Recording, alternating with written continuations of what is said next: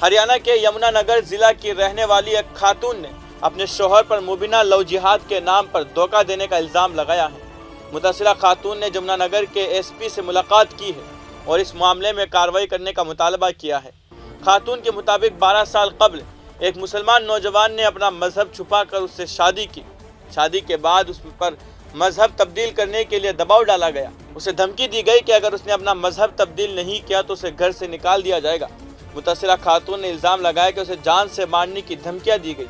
खुद को मुतासिरा बताने वाली ये खातून यमुनानगर के हिलासपुर के रहने वाली है।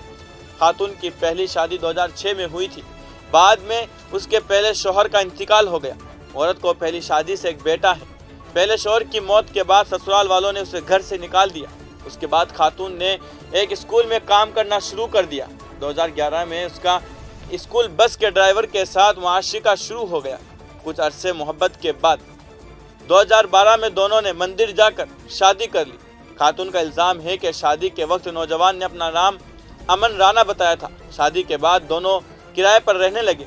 शादी के चंद माह बाद जब खातून अपने शौहर के घर वालों के पास गई तो उसे मालूम हुआ कि उसका नाम अमन राना नहीं बल्कि अकरम खान है। शौहर के घर वालों ने खातून से ज़बरदस्ती नॉनवेज खाना बनवाना शुरू कर दिया। दूसरी शादी से खातून को एक बेटी और एक बेटा हुआ। खातून का इल्ज़ाम है कि उसके बच्चों के नाम भी ज़बरदस्ती मुस्लिम मजहब के मुताबिक रखे गए हैं।